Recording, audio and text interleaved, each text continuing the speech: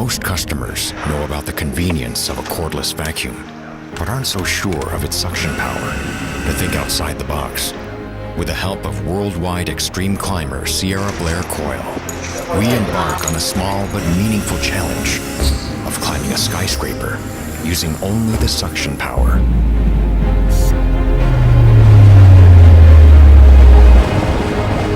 When I first heard about this project, I thought, is it even possible? But now I'm totally inspired by this challenge.